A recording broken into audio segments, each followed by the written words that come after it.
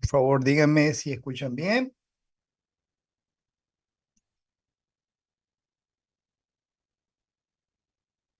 Los leo por el chat. Perfecto, gracias. Perfecto, perfecto. Bien, bien, bien. Buenas noches. Por favor, si me pueden escribir desde dónde están conectados ahorita para ver, pues, dónde están por ahí, para saludarlo, porque depende de dónde estén, va a tener mucho frío, mucho calor.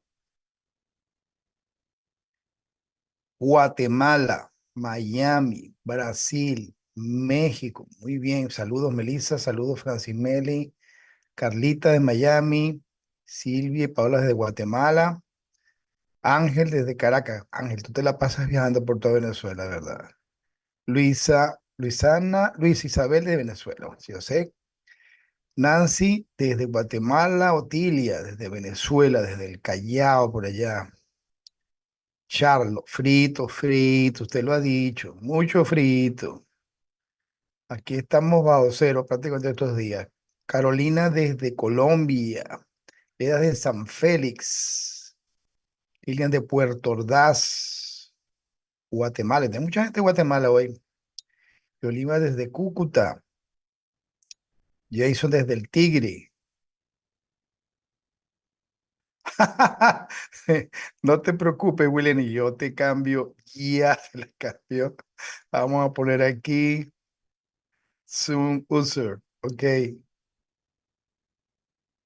déjame ayudar a alguien por aquí que...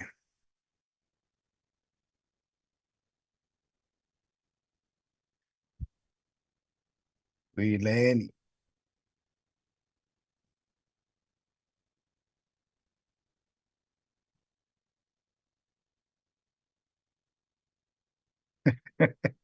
está bien. Bueno, William, y ya sabemos que eres tú. Lo que estaba verificando quiénes estaban por aquí, porque a veces tenemos nombres que no sabemos para saludarlos, pues. Lo ideal es que tengan su nombre, pues aquí no hay ningún problema, no estamos de incógnito. Pues muy buenas noches a todos, déjenme poner por aquí.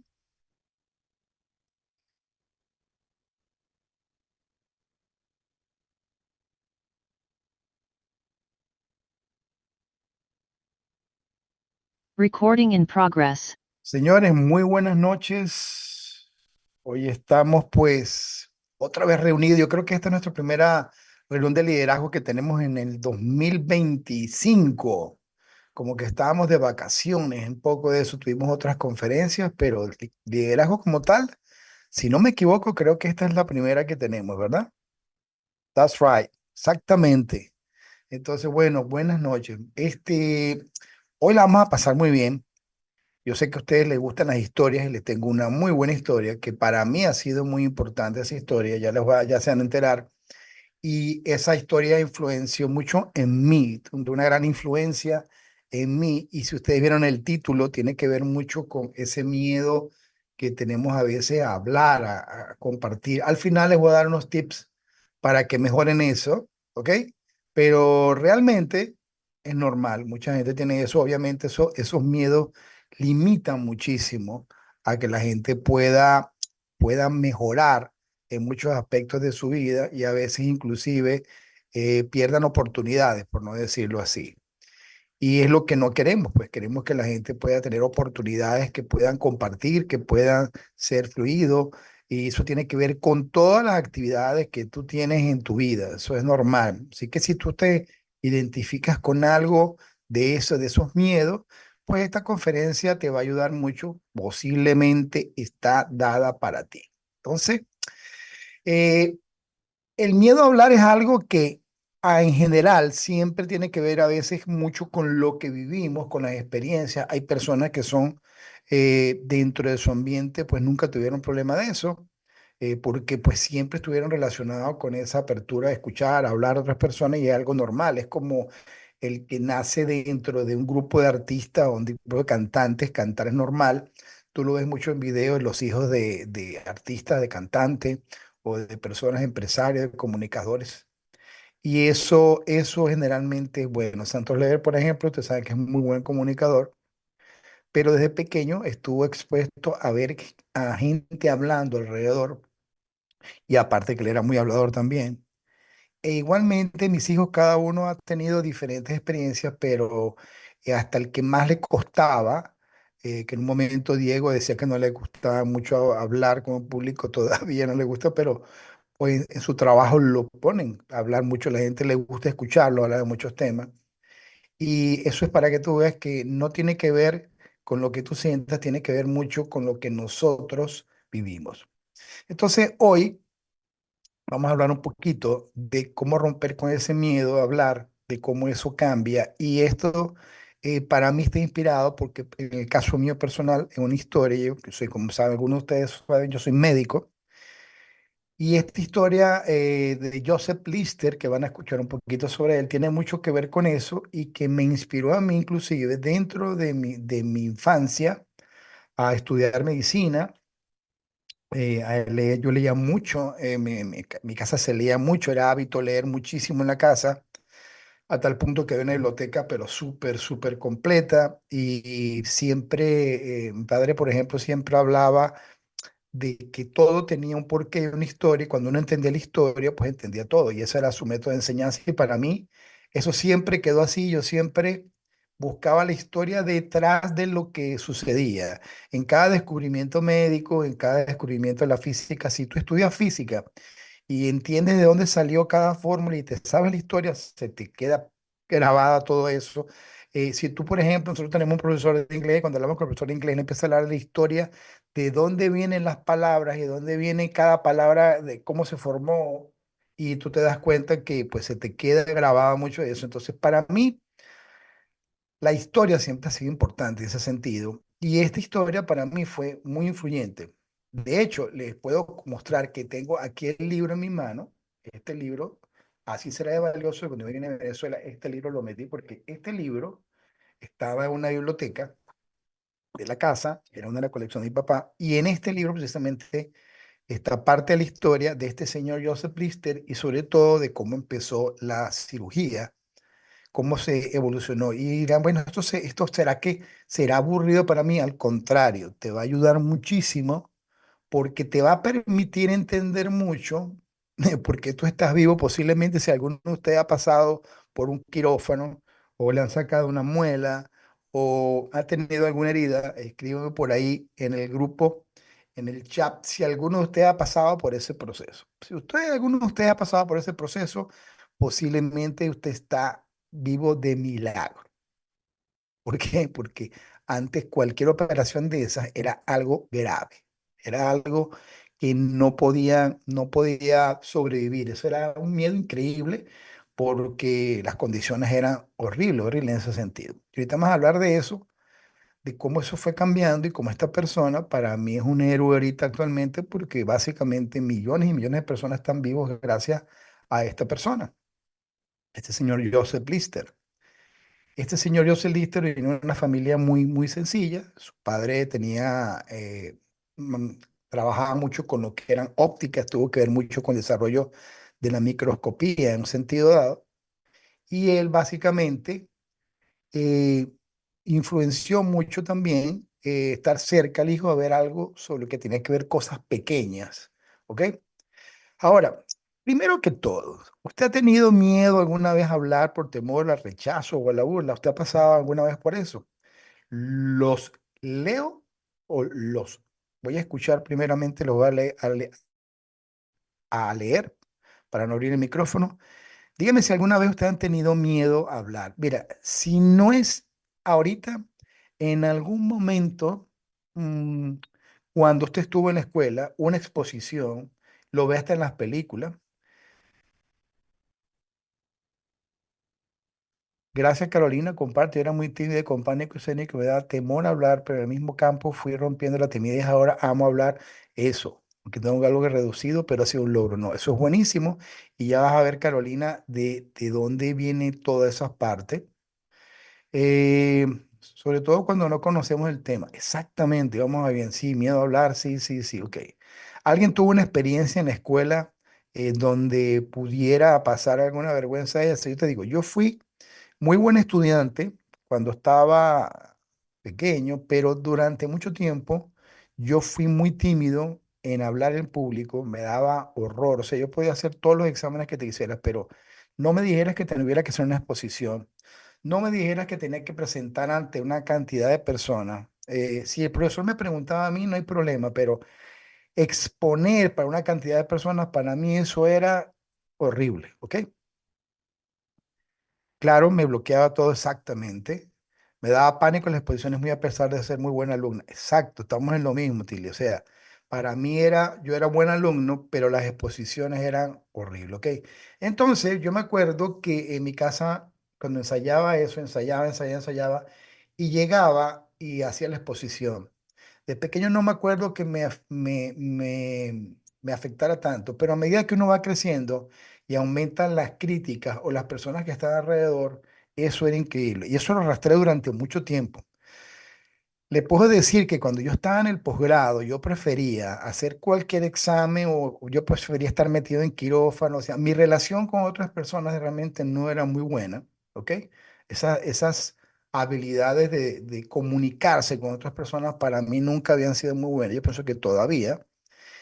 Y un examen, una exposición, después que terminábamos una exposición como médico, ante todos los residentes y cierta cantidad de profesores, al terminar la exposición, la palabra del profesor, del que estaba guiando, decía, ¿qué críticas tienen para el doctor?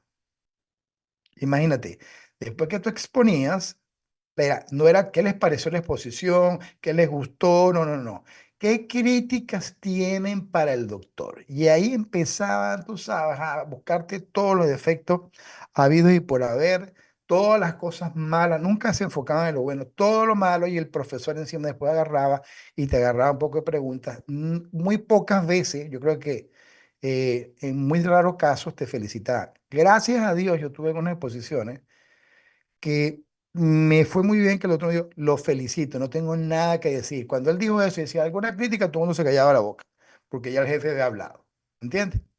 Pero sí, al principio, eso era horrible. Y eso también en la universidad, cuando nos tocaba alguna exposición, perfecto. Tú me hacías un examen uno a uno, un examen con el doctor otro, pero las exposiciones, wow, eso yo sudaba hasta decía, hasta. Eso era increíblemente limitado para mí. Cuando yo empecé a hacer ciertos negocios, tuve que empezar a hablar con personas y esos negocios que necesitabas hablar con personas para mí eran limitantes. Yo prefería hacer, no quería hacer un negocio porque si tenía que hablar con personas, eso me limitaba muchísimo. Exponer algo, eso para mí no era lo adecuado, no era lo que yo quería, ¿ok? Sin embargo, lo aprendí a hacer.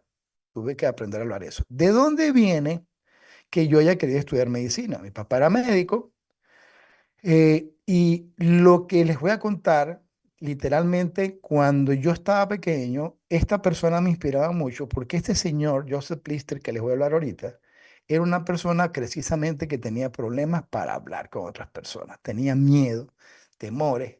Era una persona muy limitada para hablar y para hablar en público y para hablar de todo. Y resulta que él tenía un mensaje muy importante, muy, muy importante. Este señor del siglo pasado, a principios del siglo pasado, pues desarrolló algo que se llama las técnicas quirúrgicas de asexia y antisexia, que hasta hoy actualmente se usan, es la base de eso. Este señor en algún momento dado empieza a ver que la gente se moría, no a veces por la intervención, sino por lo que pasaba después. Les pongo el ejemplo.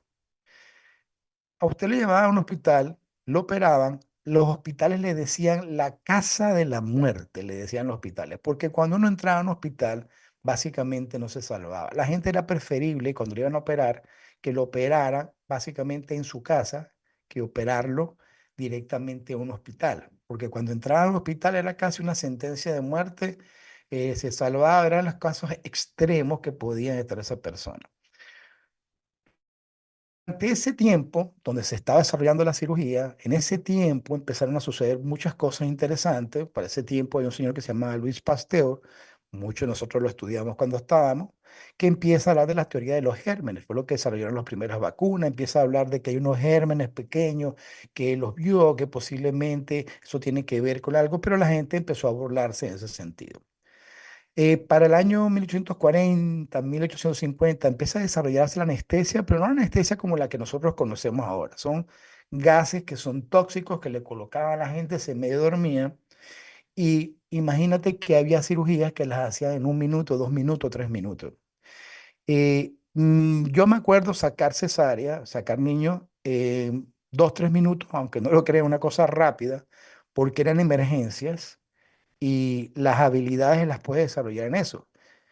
Yo me imagino en un tiempo, en ese tiempo cuando estaban las anestesias que apenas duraban, eh, tenías que sacar a la persona mientras estaba anestesiada con gases que si los dejabas mucho tiempo, se morían. Por eso llega, no sé si ustedes escucharon mucha gente decía, se le pasó la anestesia. Esos son conceptos viejos de que se le pasaba la anestesia a la gente, pues le ponían gases, que lo dormían, lo ponían profundo, hasta que entraba a veces en un coma profundo que no había que no sacara por eso, por ese peligro de los gases. Eso de que se pasó anestesia, eso no existe actualmente. Es muy raro que haya pasado una situación de esas porque por todos los métodos de control que hay, todo eso, uf, increíble.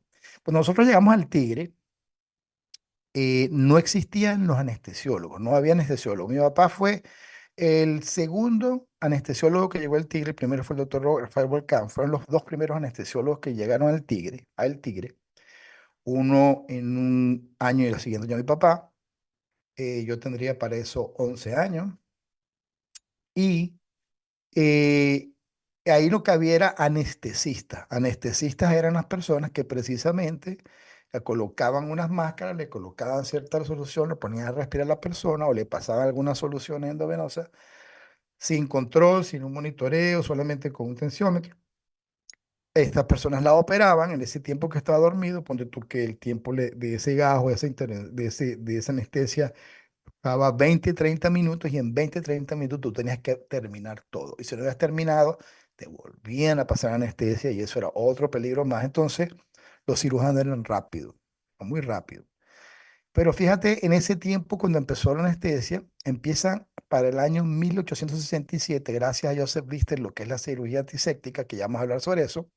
Las primeras vacunas fue apenas en el año 1885 y en 1895 los rayos X. Eso es para que tengan un contexto de lo que pasaba en ese tiempo. Las intervenciones quirúrgicas más o menos eran como ustedes ven aquí. ¿Ok? Primero, ustedes ven unas cajas con ciertas cosas ahí. Ahí estaban los instrumentos que se usaban para operar, que se necesitaban por la persona en algún momento para operar. Tú veías que estaban personas que le colocaban ciertas soluciones, había alrededor los estudiantes, las personas viendo alrededor. Aquí están, como quien dice, hasta un poquito avanzados porque tenían tapabocas, porque a veces ni tapabocas tenían, y los ves con guantes porque empezaron a desarrollar algo de usar guantes después, pero fíjate que todavía estamos viendo que el guante no lo usaban como una forma para que no se infectara la persona, sino para ello, para básicamente no engancharse. Y ese mismo guante, después que lo usaba en otro. Pónganse ejemplo de que un médico podía ver a alguien infectado, lo tocaba, a esa persona infectada, revisaba la herida, salía de ahí y se iba a otra sala donde estaba una mujer pariendo, le hacían un tacto con los mismos guantes, se iba a otra sala y tocaban a otro paciente y así iban empezando las infecciones a través de todas partes. Había un concepto que decían que se llamaba miasma, que eso estaba en el aire, que era ahí lo que infectaba y con abrir las ventanas del hospital supuestamente eso era mejor. Entonces, ese era el momento donde llega este señor y empieza a darse cuenta que hay algo raro. Primero reúne lo que decía Pasteur. Hay unas cosas pequeñitas por ahí. Él dice, ¿será que esto tiene que ver con las infecciones, con todo esto? Total, que empieza a desarrollar su teoría y él dice, yo creo que aquí debe haber algo, desarrolla esa teoría de que qué tal si nosotros evitamos el contacto con cosas en el aire y empezamos a limpiar. Imagínense ustedes en las guerras civiles, sobre todo en los Estados Unidos, hay una película que se llama El Patriota que refleja muy bien lo que pasaba en esos hospitales de guerra, hospitales militares, campañas de guerra. porque usted ve a alguien con un delantal, como los que ven ahí, lleno de sangre, que iba de paciente en paciente, y quitaban un paciente, montaban ese paciente en la misma cama donde había sangre, donde había todo, y ahí mismo operaban, y ahí mismo operaban, y venía otro y operaban a otro, y estaba infectado y operaban a otro, y operaban a otro, y así iban a operar. Yo creo que a nadie le gustaría ahorita, si usted entra ahorita a un hotel y lo ve sucio, imagínate que había gente encargada dentro de los cargos que había en el hospital, había un cargo que era el encargado de retirar los animalitos que estaban caminando por encima de los pacientes, sea de piojos, cositas, cualquier animal que estuvieran pasando por ahí. Como ven el contexto de eso, pues no es tan bonito todo eso. Este señor, Lister, dice, yo voy a hacer algo, ¿qué tal si limpiamos todo, cada vez que vayamos a operar, limpiamos todos los instrumentos, porque ahí debe haber esos gérmenes, están ahí. ¿Sabe? Eso si se ve, quiere decir que están ahí. Y él veía que a veces la putrefacción que había, o sea, cuando una herida supuraba, decía, tiene que ver qué pasa ahí, así como pasa también con diferentes cosas, frutas, cuando dejabas algo afuera y lo veía a microscopio, dice, si eso pasa, debe pasar también al ser humano. Y entonces desarrolla algo que era el fenol o ácido carbólico también, y con eso empieza a desinfectar los instrumentos, empieza a crear algo muy importante que hasta el momento se usa, lavarse las manos. A veces los médicos ni se lavaban las manos en ese momento antes de una operación.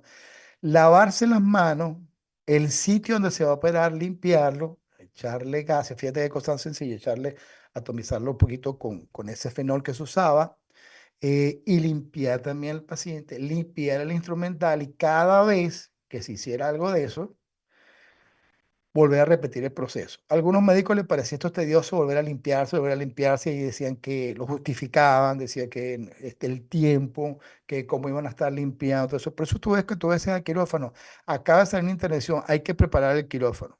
Es mucho. O dijeron, el quirófano se infectó. Si tú operabas a alguien, ahorita, actualmente, en un quirófano, y cuando abría, esa persona tenía una infección adentro, que está más séptico, se cierra el quirófano, no se puede operar ahí, hay que desinfectar todo eso, volver a limpiarlo todo, desinfectarlo, esperar 2, 3 horas que se dé el proceso, y después es que se mete a operar. Total que este hombre empieza a hablar de esto y empieza a hablar sobre esta parte, pero él tenía un problema, le costaba hablar en público, muchísimo. Y entonces esto me ayudaba a mí, pues decía, wow, este tipo en esa época, con algo interesante que él sabía que podía cambiar, pero le costaba hablar sobre eso.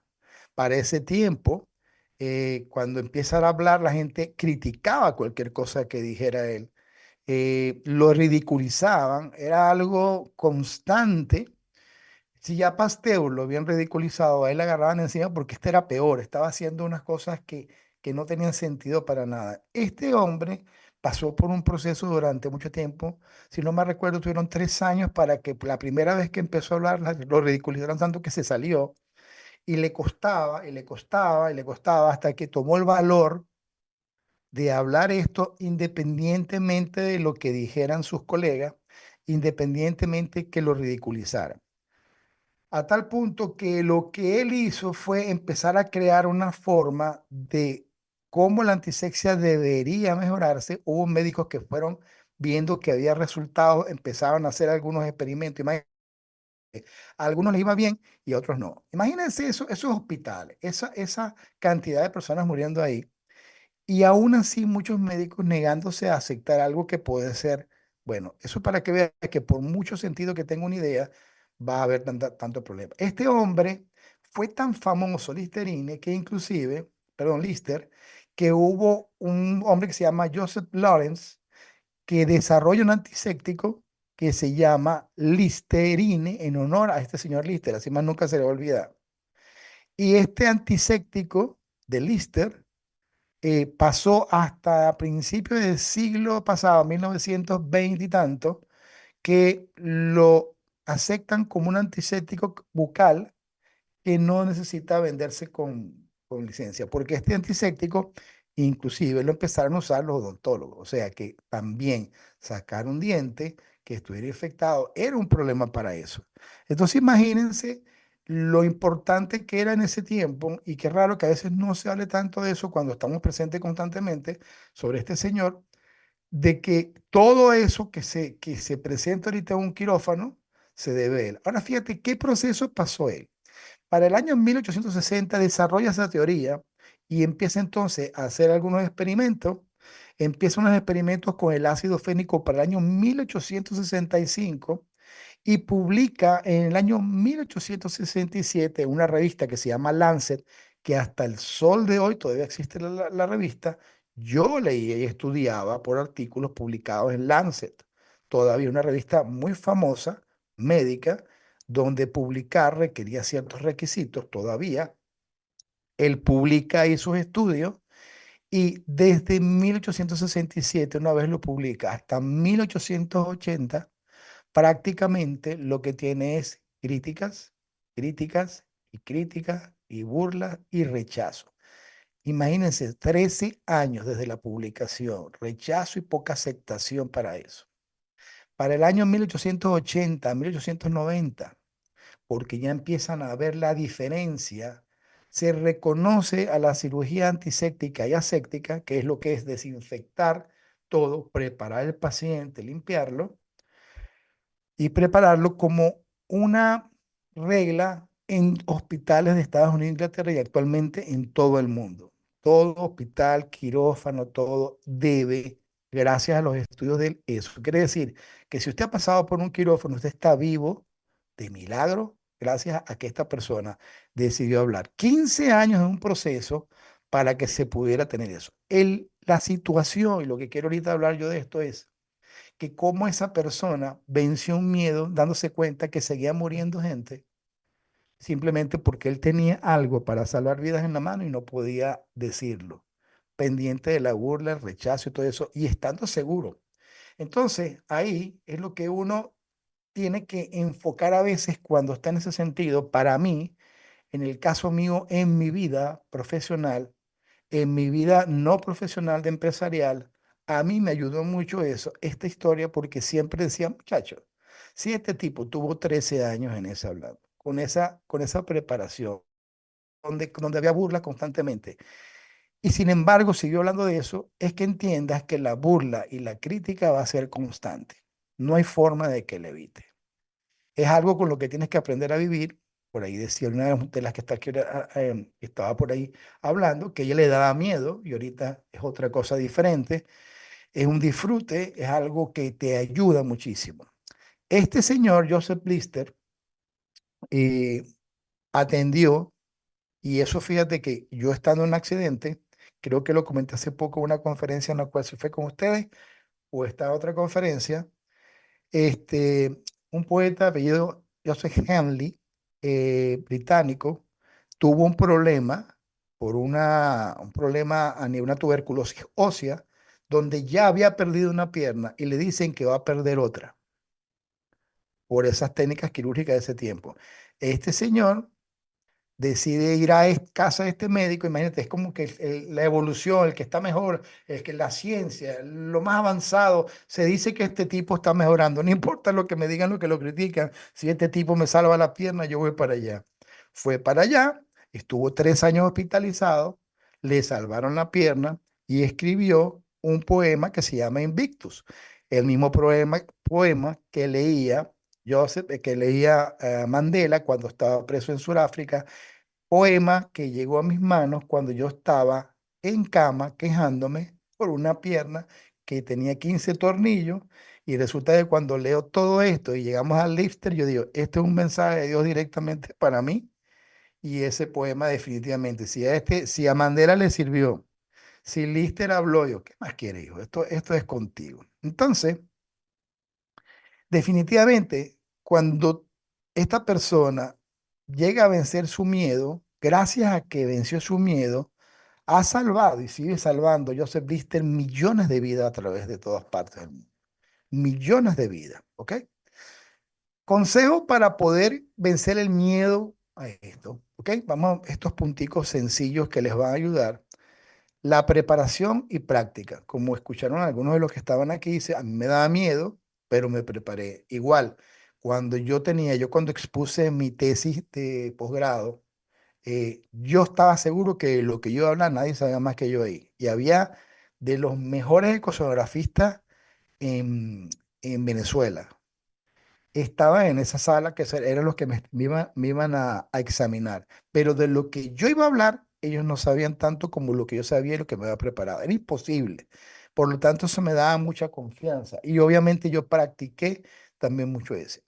La mentalidad era muy importante porque la mentalidad, yo estaba exponiendo algo que no se hacía, o sea, que no existía. Yo desarrollé un sistema de diagnóstico de embarazos en el primer trimestre para determinar su evolución positiva o negativa. Eso es un poquito más profundo, no voy a hablar de eso ahorita, pero yo desarrollé un sistema de diagnóstico ecográfico para esos embarazos de 3 meses o menos, donde podía pronosticar si iba a ir bien o iba a ir mal de acuerdo a ciertas características y eso tenía valor porque yo podía darle tratamiento para que ese embarazo siguiera a un bebé que posiblemente iba a estar muy sano y evitar darle tratamiento a un bebé que venía con malformaciones que preferiblemente era que su evolución fuera normal porque iba a ser un bebé con problemas.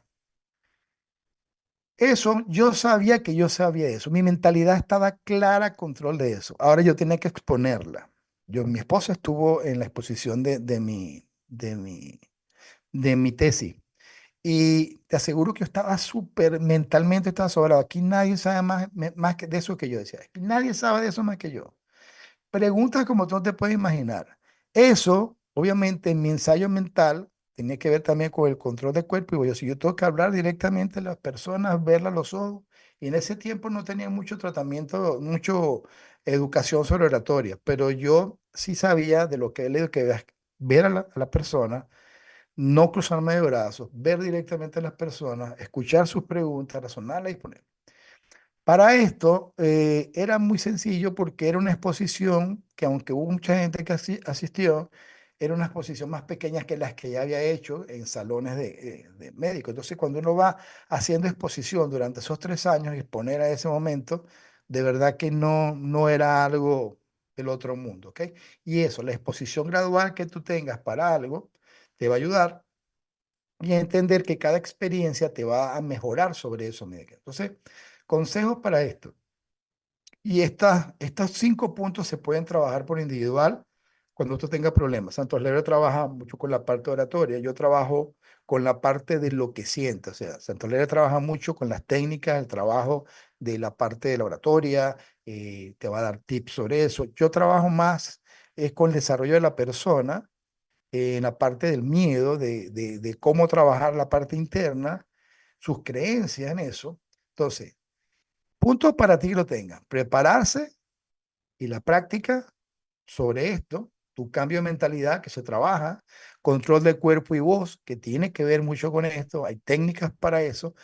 La exposición gradual es que empieces con exposiciones pequeñas, hablando con grupos pequeños, vas creciendo, vas creciendo. Total que esta persona que tú ves aquí, tímida, dio conferencias, no conciertos musicales, conferencias para personas en, por decirte, en el Poliedro de Caracas, lo dimos en la Universidad Primada en la Universidad Primada de República Dominicana. Peor yo la de que tenía más miedo todavía, también estaba hablando sobre en esa parte. En el Día Bermúdez de Maracaibo, que posteriormente ahí estaba cantando un concierto que me encantó, que era de Voz Bass, que lo hicieron ahí. En República Dominicana también me acuerdo que estábamos en un hotel espectacular cerca del malecón y cuando nosotros terminamos nuestra conferencia a una hora que nos decían: "Mira, hay que terminar esta hora porque 8 horas después se iba a presentar Shakira en el mismo sitio". O sea, de sitios pequeños, cuando estábamos en el posgrado, a hablar en sitios así, donde tenemos nuestras propias técnicas, nuestra forma de trabajar eso, quiere decir que es trabajable, pero te quiero decir, el miedo no desaparece, nunca desaparece, pero se transforma en confianza, te impulsa a trabajar sobre eso y te permite que crezcas sobre esa parte. Entonces, no te vayas siempre evitando el no hablar, porque a la larga Yo, por ejemplo, siempre me acordaba de este señor Joseph Lister, decía, las grandes ideas no cambian el mundo en silencio. O sea, cosas buenas que tenemos no cambian el mundo si guardamos silencio. Se necesita valentía para hablar, pero cuando lo haces puedes transformar vidas. Entonces, eso que tú tienes, eso que tú trabajas, eso que tú quieres, eso con lo cual tú estás ahorita trabajando y que tienes, posiblemente va a ser siempre un efecto positivo. El solo hecho de que te pares a hablar sobre algo, o inclusive los que trabajan en redes, en cualquier situación que quieren compartir con otras personas. A medida que lo hagas, el miedo se transforma en una seguridad, pero siempre va a ser sustico, siempre es normal, es una emoción humana. Pero lo que tienes que cambiar es pensar qué van a decir. Eso no tiene importancia lo que digan las personas. Acuérdate de la historia de este señor, si me sirvió a ti, te puede servir a ti. Estaba criticado por una gran cantidad de personas y todavía a nuestra actualidad, las personas que hablan son críticos, pero la crítica realmente no existe. Yo estaba hablando con Santos Lebre, que estaba por El Salvador.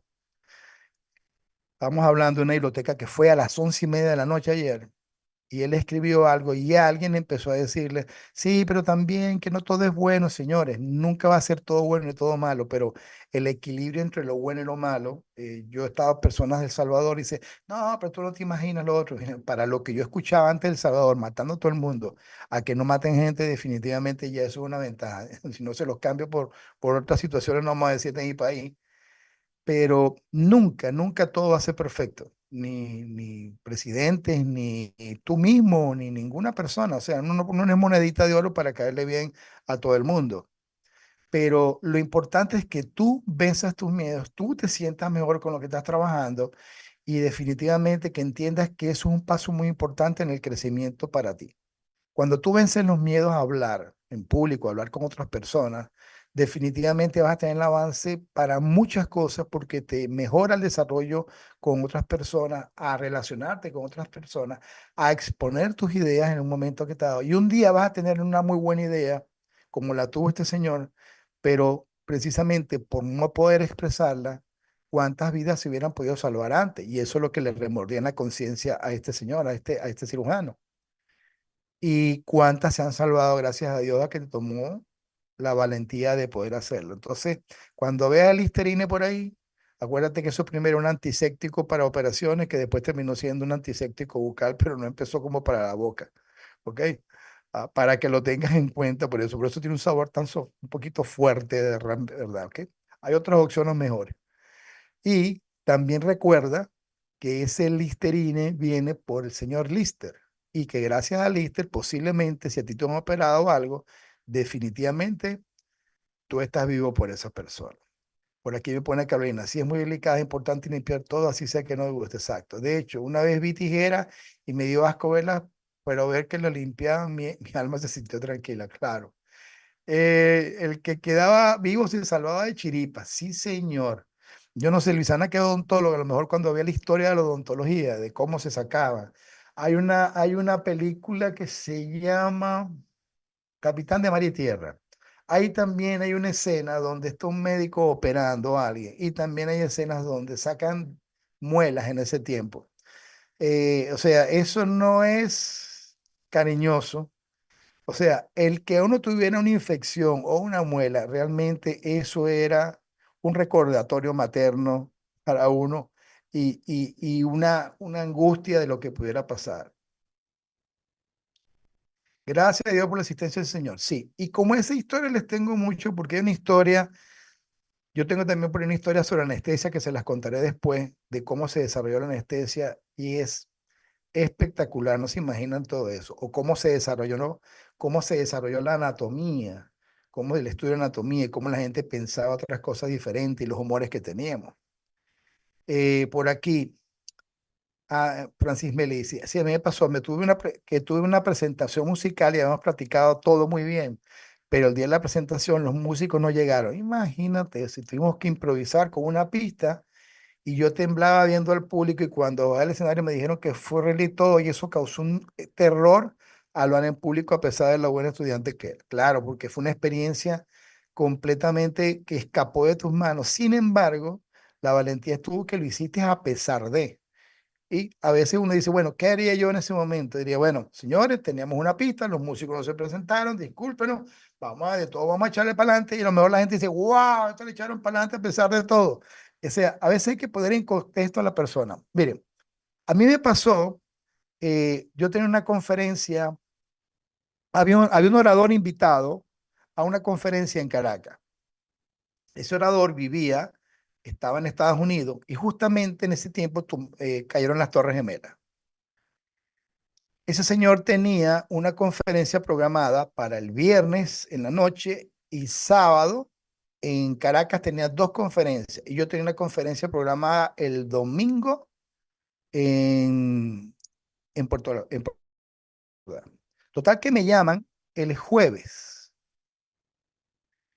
perdón, me llaman el viernes en la mañana. La conferencia la tenía el viernes en la noche. Santos, tenemos un problema, fulanito no puede venir porque suspendieron los vuelos, todo eso, ta, ta, ta, ta. ¿Será que tú puedes ir? Y yo, sí, claro, no hay problema. Yo voy al de Margarita, en la noche me consiguen el pasaje, voy a la Margarita, perfecto. La gente les había dicho y llegué a Margarita, no hubo problema, voy a la conferencia. Pero el sábado, que ya tenían taquillas vendidas para las dos funciones, no le dijeron a nadie del público que el orador no venía, sino que no le dijeron en ningún momento que iba yo, sino que está el orador. Y entonces, cuando van a presentar al orador, que me presentan a mí, presenta, salgo yo y no había ni un aplauso ni nada, sino que la gente como diciendo, ¿qué pasó aquí? ¿Por qué no está? Entonces, cuando yo salgo, yo veo a la gente así y lo que se me ocurrió fue decirle, sí, sí, yo también estoy sorprendido, no se preocupe. Yo sé que ustedes están esperando a otra persona, pero yo tampoco pensé que iba a estar aquí hoy, pero me tocó, pues vamos a hacer así que. Entonces, así que eso como que rompió un poquito el hielo, les dio en contexto a las personas, pero no te imaginas el ambiente tan feo que había alrededor porque habían preparado el camerino y todo para esa persona y cuando yo llegué, habían quitado todo, no habían puesto nada, ni habían puesto el agua, quitaron cualquier mensaje que estaba ahí. Todo lo quitaron porque yo, o sea, lo quitaron, porque la gente estaba molesta, la pagando bien. Y con todo eso yo tuve que salir con una actitud diferente. Sin embargo, eso fue yo siento que fue una de las mejores conferencias, no porque lo diga yo, sino que me lo dijeron personas que fueron ahí y fue una conferencia muy buena, incluyendo entre ellas estuvo una muchacha que cruzó a nado el Canal de la Mancha, una venezolana. Y da la casualidad, me enteré después cuando yo fui a una conferencia de ella, me encantó la conferencia de ella, yo me acerco a tomar una foto y cuando me va a tomar una foto con ella, que vamos a hablar, me dice, ¿tú eres Santo? Sí. Oye, yo te conozco a ti. Yo, ¿de dónde? Me dice, tú tuviste una conferencia tal día, querer hacer conferencia, a mí me encantó, qué bueno, yo también quiero tomar una foto contigo. Y yo, mira, para que tú veas cómo son las cosas, que lo que fue malo al final terminó siendo bueno, porque sacó lo mejor de nosotros. Luisana pone por aquí, era miedo a olvidar lo que iba a decir, lo que eran de miedo a equivocarme. Sí, eso es típico, o sea, y lo peor es subirse a eso pensando en todo lo que va a decir la persona. Yo tenía temor a los exámenes orales, porque yo pensaba que el profesor le iba a agarrar conmigo, que me iba a no sé qué pasa, que el otro, ta, ta, ta, ta. Imagínense todo eso cada vez que yo iba. Cuando me daba tiempo a pensar, perfecto.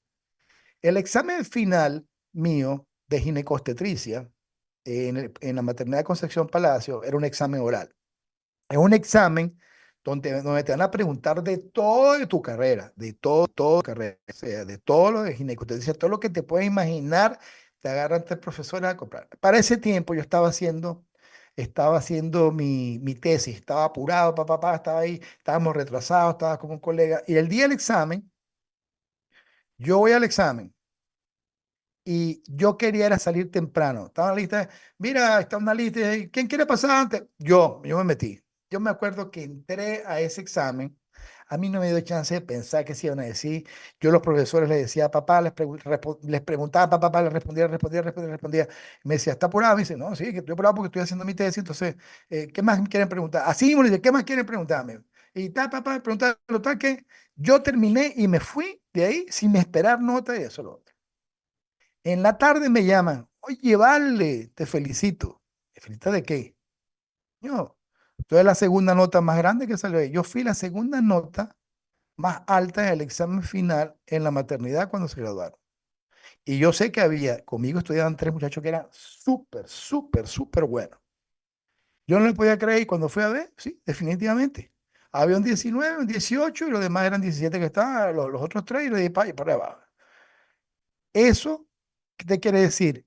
No me puse a pensar en qué iba a decir, no me puse a pensar qué iba a pensar, no me puse a qué decir, porque estaba enfocado en otras cosas en ese momento. Yo lo que quería era salir rápido de eso y no tenía problema con lo que fueran a pensar en ese momento. Y yo creo que eso también le transmitió a ella seguridad, enfoque, estaba en otras cosas y definitivamente no estaba. Les voy a permitir que abran el micrófono por si quieren hacer alguna opinión, lo pueden abrir personalmente. Déjenme por ahí, ya leí algunos de sus datos y voy a parar por aquí para que entremos ya en preguntas directamente. Recording stopped. Bueno, ¿qué les pareció esta conferencia sobre este señor hoy? Muy Denme sus buena. opiniones. ¿Qué me quieren compartir ustedes sobre esos temores, esos miedos, ese miedo a hablar, ese miedo a trabajar? Y ya ven cómo eso salva vidas. Por aquí hay uno, Luis Sánchez. Yo tenía un tío médico que en los exámenes orales finales preguntaba, ¿cómo quiere que le responda? ¿Como usted quiere? ¿Como dice el libro? ¿O como yo lo entendí? Esa vaina es verdad, porque tú respondías a veces como dice el libro y el médico tenía otra forma. Eso es verdad. Mira que a mí me tocaron profesores así, que me decía, usted no tiene los apuntes de mis clases. Yo estaba haciendo mi reválida y me dijo, ¿cómo tenía apuntes de clases? Si yo vengo de otro país. ¿Cómo usted quiere? Como dice el libro, como yo lo entendí. Claro, es verdad. Gracias, Melissa. ¿Alguna otra opinión que quieran por aquí compartir con todos? A mí por lo menos esta historia siempre me gustó y siempre me ha llenado mucho de aquí. Porque de hecho, de esa forma, viendo a este señor, yo era una persona tímida, estudiosa, pero tímida, y eso fue una de las cosas que me impulsó a estudiar medicina.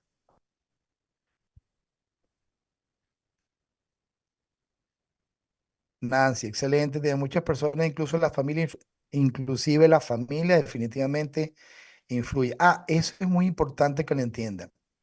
El núcleo familiar, lo que nos rodea, donde crecimos, por lo general nos influye en muchas de las cosas que nosotros tenemos alrededor y que invariablemente nos forman como personas. Yo lo puedo ver en mis tres hijos en diferentes momentos educacionales, cada uno hay diferente formación de nosotros. En mi casa en mi casa a mí me exigían muchísimo y después cuando tuvieron mis hermanos la exigencia bajó, pero a mí se me exigía a niveles muchísimos que eso me daba presión de no poder salir bien.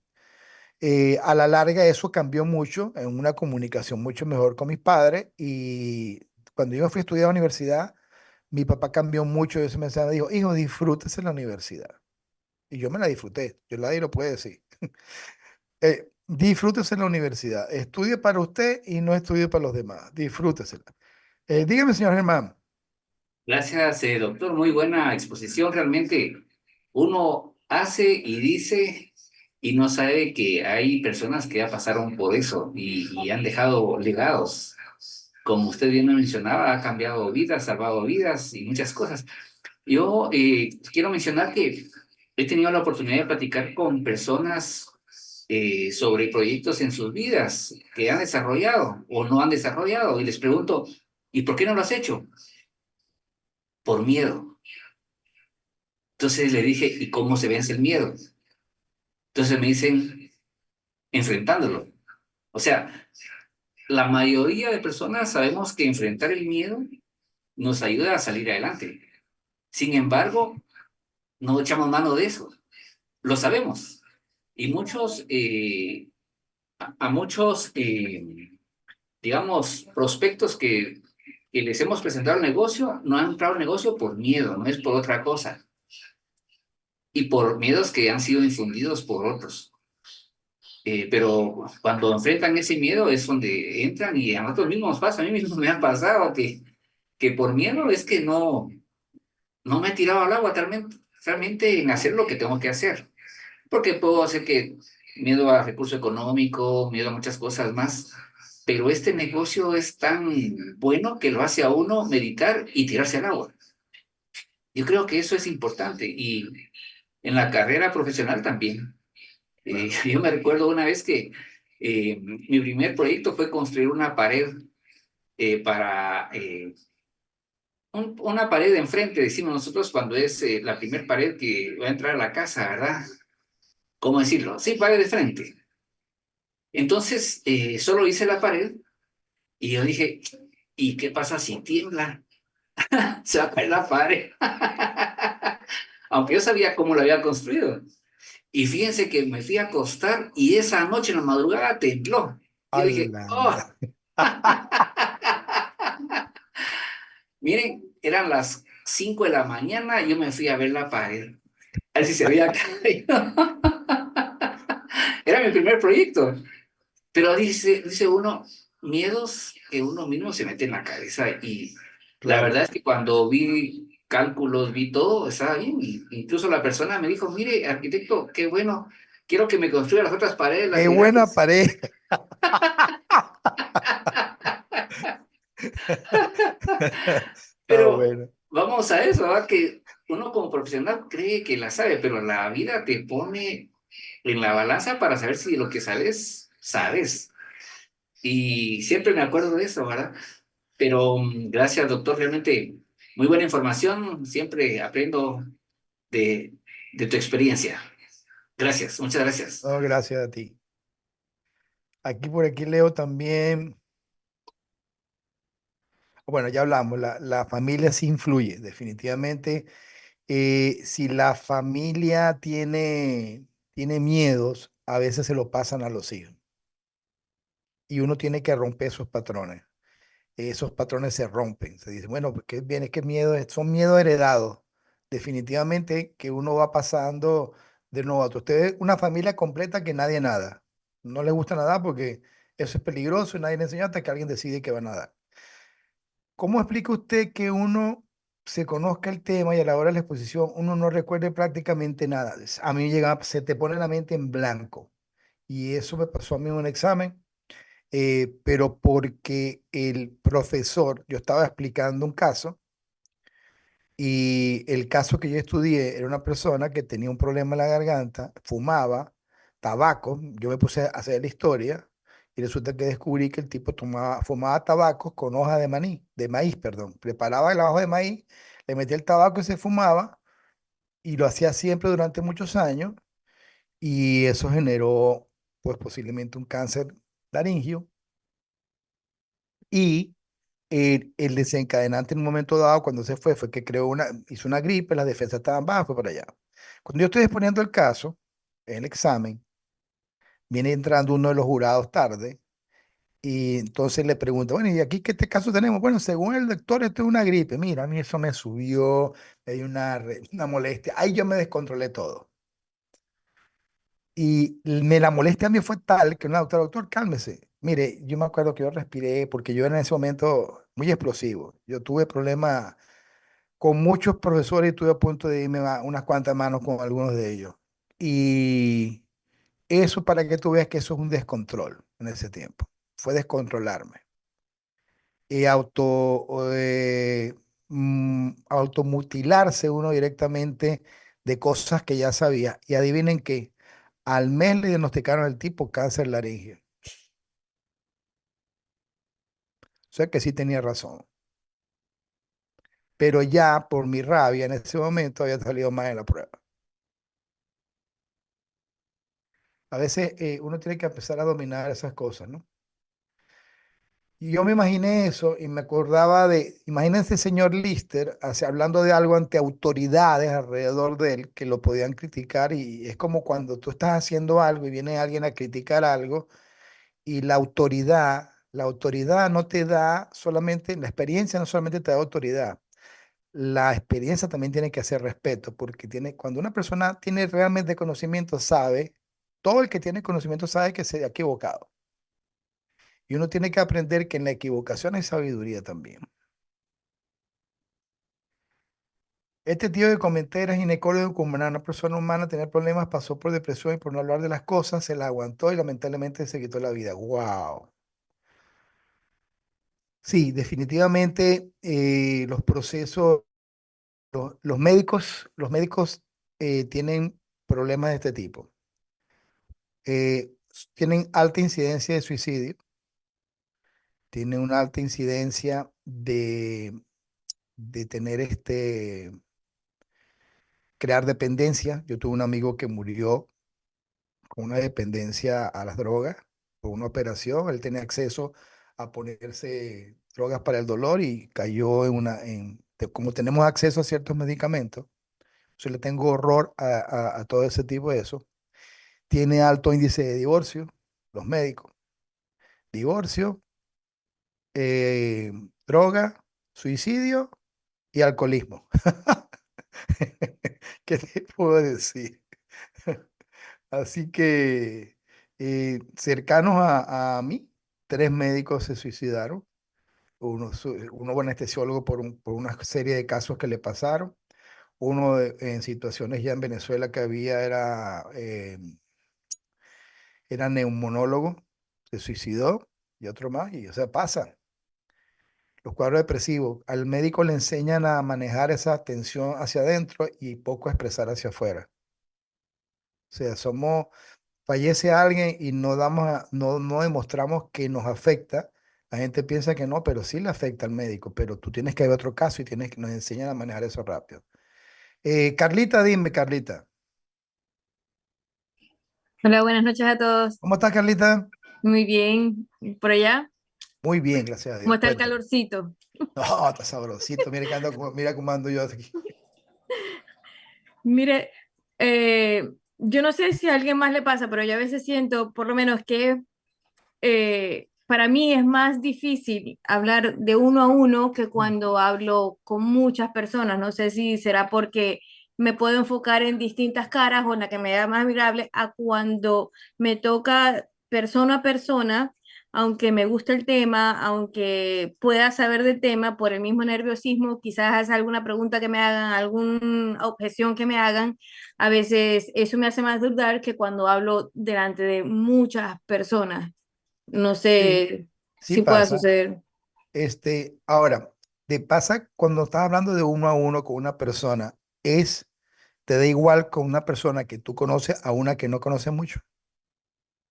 Yo creo que más cuando la conozco, Claro. a que no la conozco. Eso es lo más común porque hay juicio. O sea, tú estás pensando a todo. Cuando tú vas a hablar con una persona que tú tienes una idea preformada de él o que tienes un respeto por esa persona o te importa su opinión o algo, definitivamente eso afecta. Si tú, por ejemplo, con tu papá, tu mamá, personas muy cercanas a ti, le vas a expresar alguna idea que tú vas a hacer o que tú piensas que no la pueden aprobar, para muchos la aprobación de los padres es algo muy importante. ¿Me entiendes?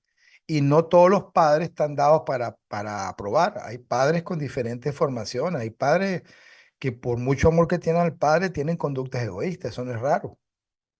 Entonces, claro, ese uno a uno te pone de una forma un poco más vulnerable, pero fíjate, la ventaja es que tú puedes hablar con muchas personas y sin querer nombraste una técnica que es muy importante cuando uno habla con muchas personas, que es ver diferentes caras y uno básicamente enfocarse.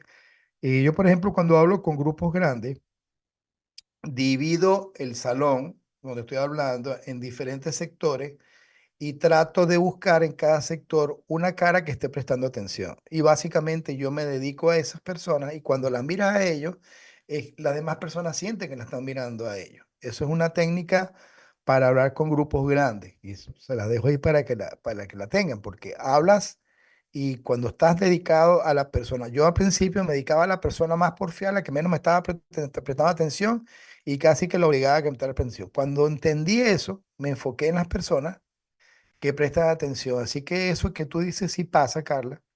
y tiene que ver mucho con el juicio, todo, con lo que nos puedan decir. De repente grupos grandes a ti no te presiona por tu personalidad tanto. Dime, Carlita.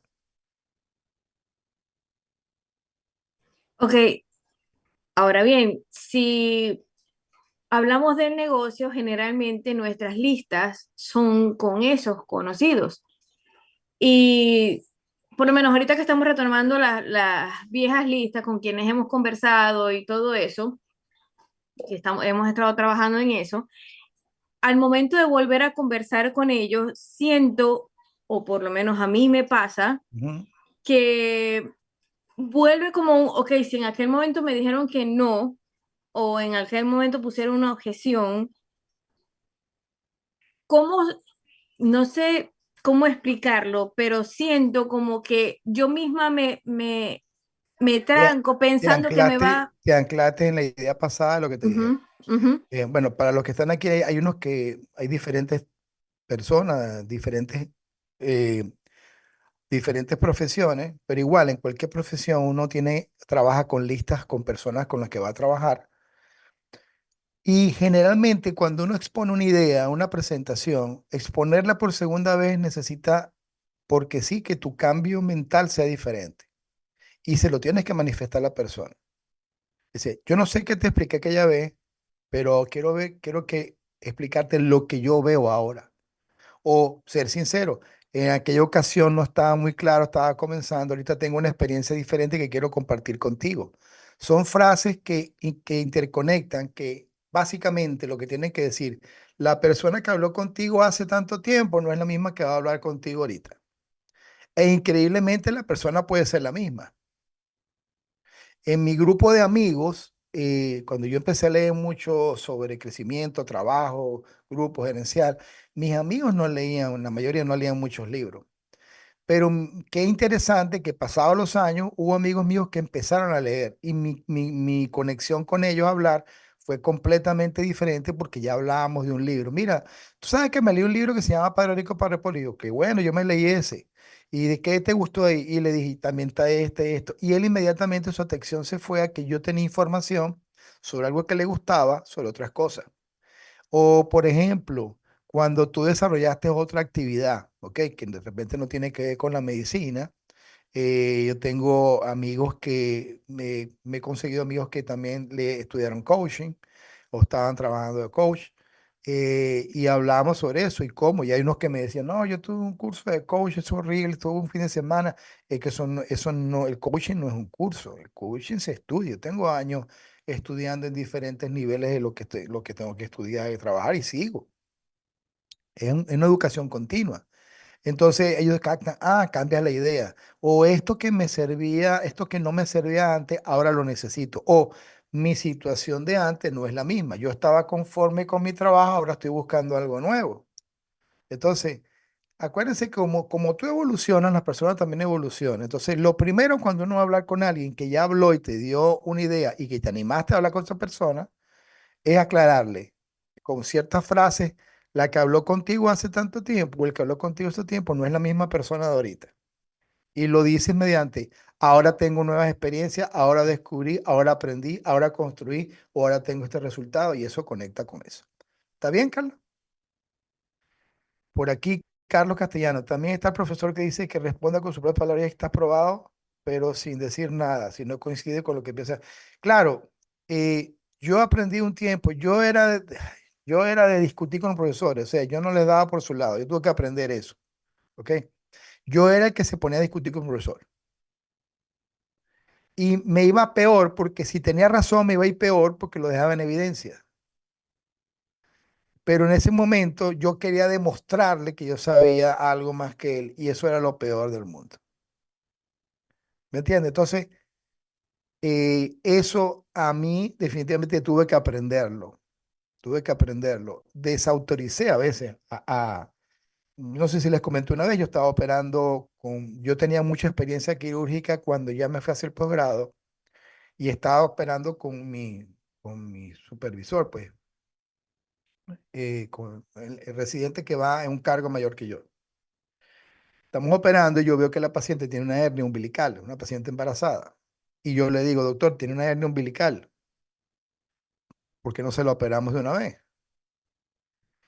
Entonces, él me empieza a explicar todos los motivos por qué no. Mientras él me decía eso, yo le fui pidiendo los instrumentos al instrumentista y yo operé la hernia hace un momentico, pues ya estaba abierto y todo. Y de repente, mientras él me seguía hablando, dice, ya está listo, doctor. ¿Ya está listo qué? No, ya hice la hernioplastia.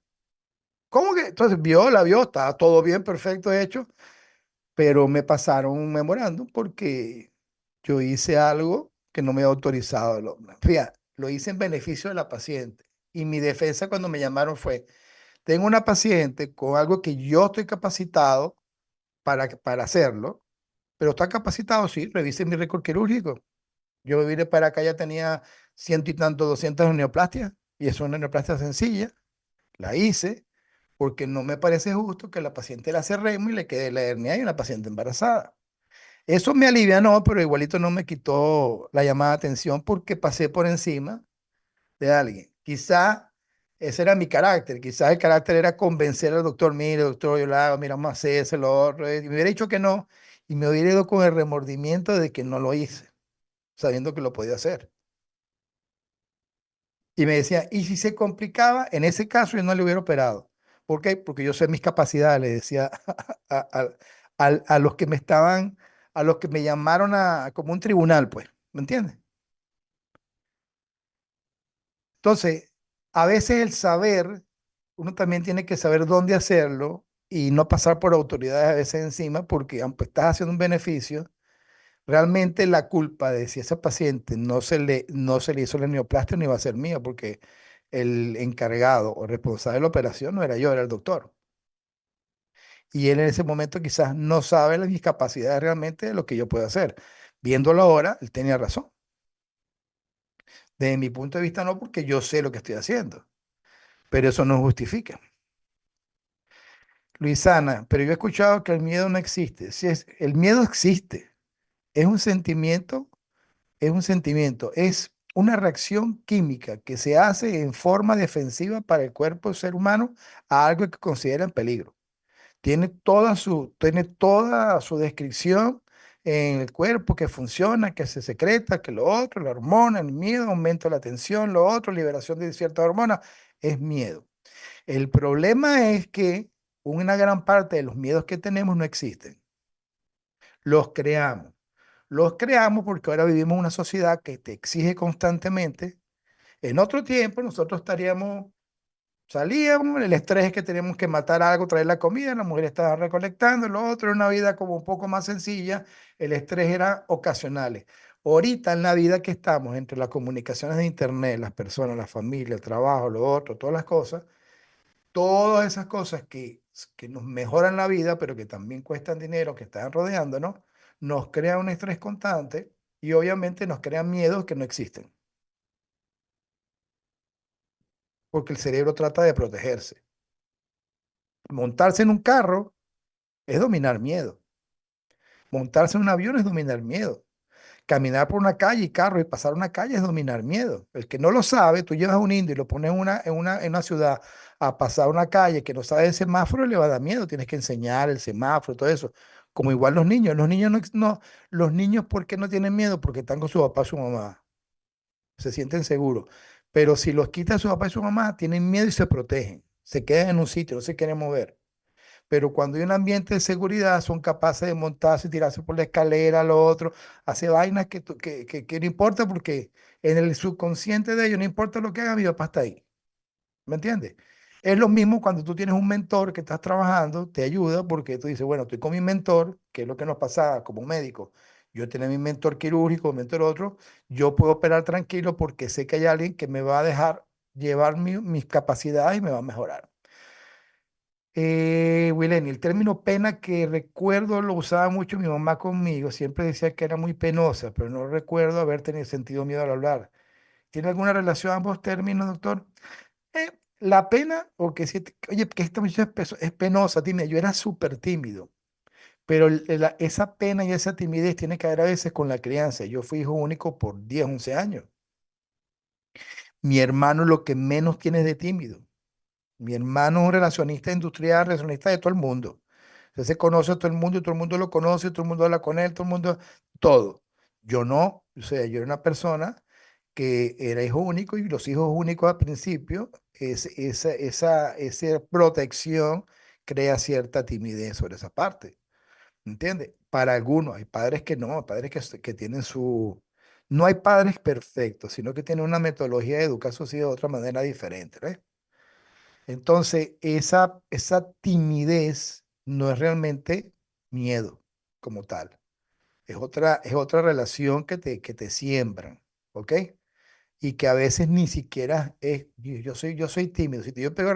Si tú le empiezas a repetir a un niño que es tímido, es tímido, es tímido, es tímido, él va a decir que es tímido. Pero si tú te paralizas, así, tú eres poderoso, tú eres grande, Diego Javier, nosotros le metíamos una cantidad de información, de retroalimentación positiva y él decía, yo me acuerdo que cuando él le decía en la escuela, no, tú eres un niño, no, yo no soy un niño, yo soy un Diego. Y cuando una vez le tocaba, "No, a mí no me vas a robar mis sueños", un cachito chiquito defendiendo esa vaina, defendiendo cosas que le gustaba y era de lo que aprendíamos mucho. Bueno, señores, creo que no hay más preguntas por aquí, no veo más nada por acá. Espero que les haya gustado este liderazgo de hoy. Espero sus comentarios por el grupo y a todos nuestros invitados igualito. Está en muy buenas manos con la persona que le invitó y les seguiremos hablando sobre eso. Les prepararé por ahí otra cosita más. Doctor, ¿tendrá alguna influencia cuando la familia siempre fue minimizada? Quizás por las clases sociales, hablando de Europa, digo, cuando no se sentían con derecho a soñar. Durante la Segunda Guerra Mundial y después de todos esos movimientos que salieron, llámese franquistas en España, lo que era fascistas en Italia, el verdadero origen del fascismo en la parte de allá, o el orgullo nazi y todas esas cosas, más los problemas que hubo en guerra, afectaron a muchas personas. Eh, Hay un libro que escribió Víctor Frank, si no me recuerdo, eh, El hombre en busca de sentido, no más, si no me recuerdo. Él lo escribió estando preso por los nazis. El hombre en busca de sentido, si no me recuerdo. Yo lo tengo por ahí. Y él decía que cuando tú tienes un motivo para vivir, el cómo se hace fácil. Y él lo consiguió estando preso por los nazis. Pero también en ese tiempo y mucha gente fue muy golpeada. Yo tengo amigos judíos. Bueno, pocos, pero tengo. Y yo me acuerdo que una vez yo le hice guardia a uno, estábamos en la maternidad, él tenía sus festividades, no encontraba que le hicieran, y yo le hice todas las guardias esa semana, todas las actividades que tocaba.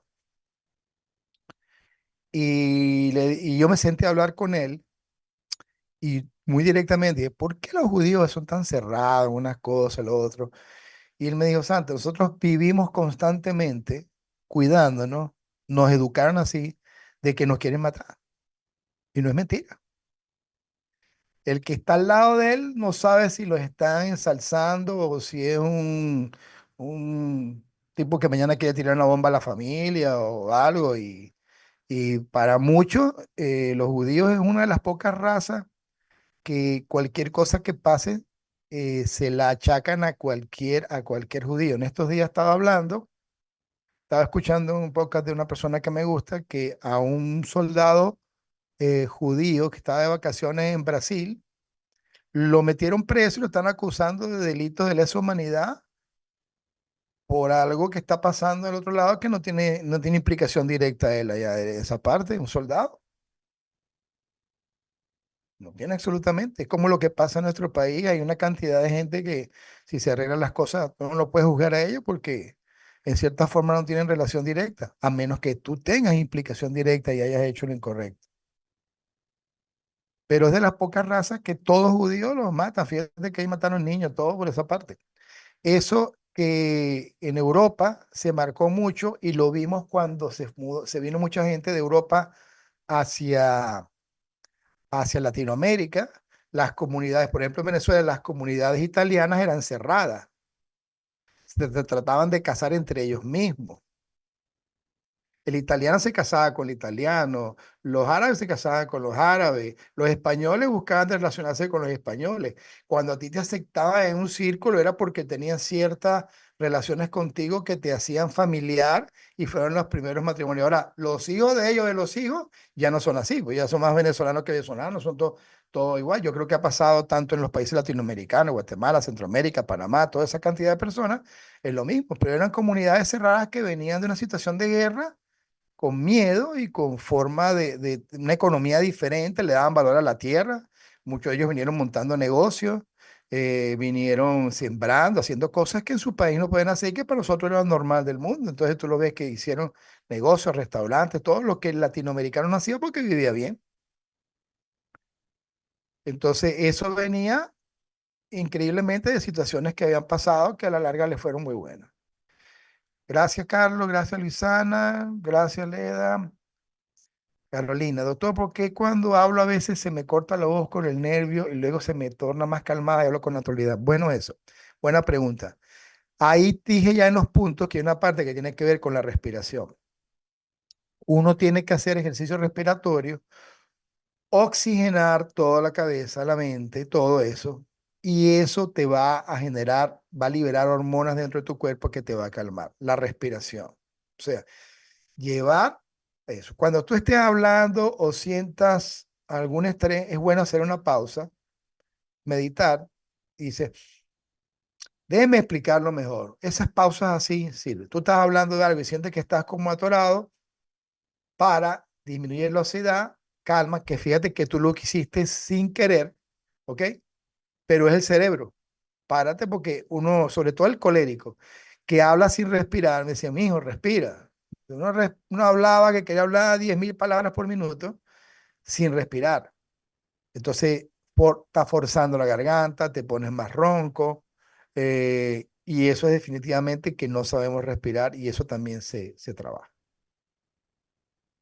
El hombre en busca de sentido, gracias Ángel, sí, ese mismo, Víctor Franz, no me recuerdo. Aquí estamos expuestos a la voluntad de cualquier malintencionado, sí, pero uno también es dueño de lo que uno quiere manifestar a su alrededor, acuérdense de eso. Es muy importante entender que nuestra realidad la construimos, aunque parezca mentira.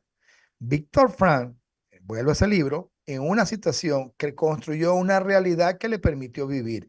Y así ha pasado infinidad de gente. Creo que les comenté de un muchacho que no tenía piano, estaba en Rusia, le daban acceso al piano como que era media hora o una hora a la semana o al mes, y el resto del tiempo él practicaba en un teclado de papel, en su mente, escuchando todo.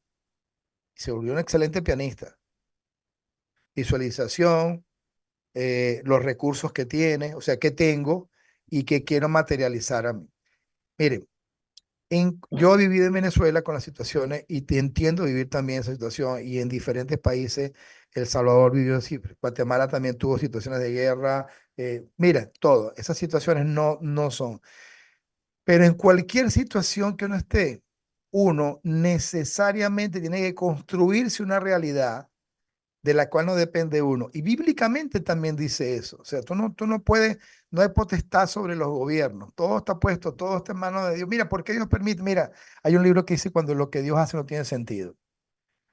Y todo de la larga tiene sentido. Dios sabe mejor que uno lo que va a pasar. Lo que hay que tener fe en lo que están haciendo, enfocarse en el ahora, no ponerse a martirizarse por el futuro, ni vivir en el pasado. O sea, ni vivir lo pasado, como para darte el latigazo. No angustiarse por el futuro y vivir el presente, lo que yo puedo hacer ahorita bien. ¿Ok? En Venezuela ahorita hay una cantidad de socios que tenemos allá y amigos que están allá ahorita y yo entiendo la situación de lo que están viviendo. No dice, no estoy allá, pero yo lo viví también y es que es diferente. Pero ¿qué hace en un momento dado si estás todo el día pensando en eso? ¿En qué vas a vivir? No está en tus manos, ya tú hiciste lo que está en manos de gente que se dedicó a eso, el político, lo otro. Es como cuando, mira, te lo voy a poner este caso. Llega un familiar y lo llevas a la clínica de una emergencia y lo meten a quirófano. Lo están operando adentro. ¿Qué puedes hacer tú? Mira, están afuera. Tener fe, orar, más nada, porque lo demás está en manos de quien tiene que hacer las cosas allá adentro. No puedes otra cosa. Cuando salga el médico te dirá, bueno, ahora necesitamos que lo cuiden, necesitamos estos medicamentos, ¿no? Pero de entrada tú no puedes hacer nada. Bueno, es lo mismo. Ya tú hiciste lo que tienes que hacer, llevaste al paciente donde tienes que llevarlo y hay gente encargándose de eso. Ahora tienes que trabajar contigo, calmarte, tener fe, pensar en positivo, aceptar lo que venga, todo, y es lo que tienes que trabajar. Y eso definitivamente es una vida constante. No, Dios no promete una vida sin problemas, al contrario, va a haber tribulaciones precisamente porque yo sí tengo fe que cada cosa que me pasa es para mi crecimiento y que hay alguien arriba que me está cuidando para que yo aprenda de eso. Y cuando tú estás eso, te quitas mira, te quitas mucha carga de encima. Y dices, bueno, señor, tú me mandaste, tienes que ver cómo me ayudas a resolver este problema. Yo lo voy a poner de mi parte, pero ponle tú también, no me vas a dejar a mí en esto. Así mismo. Carolina, bueno, eso sucede cuando hablo con cierto grupo de personas. Bueno, perfecto. Me recordé de la película La vida es bella, muy buena película, exactamente.